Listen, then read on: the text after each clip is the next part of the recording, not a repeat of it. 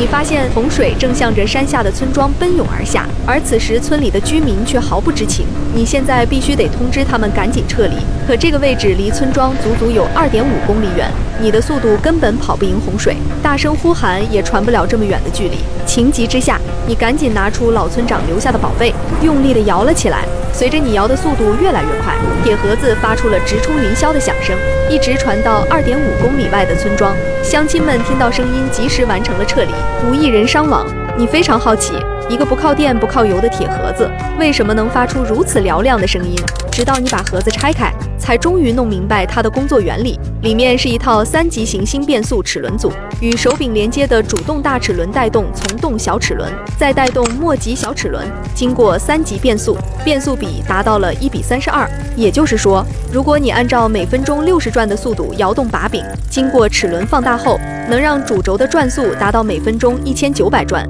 而主轴上装的带有放射状叶片的转轮，也叫做鸣轮，就是高声源的基础。套在鸣轮外面的是定轮，上面有与叶片数量相同的缺口槽。当鸣轮高速旋转时，叶片顺着外壳侧面的进气扇，源源不断把外部空气向内抽吸，填满鸣轮叶片间的空隙。当叶片转到定轮缺口位置时，被叶片挤压的高压空气瞬间从定轮缺口冲出，紧接着叶片又会挡住缺口，把气流封堵。就这样，在叶片连续不间断的封堵释放的过程中，空气被间歇式剧烈压缩、膨胀，进而产生高频振动，发出穿透力极强的警报声，有效传播距离能达到2.5公里。这便是手摇式防空警报器的工作原理。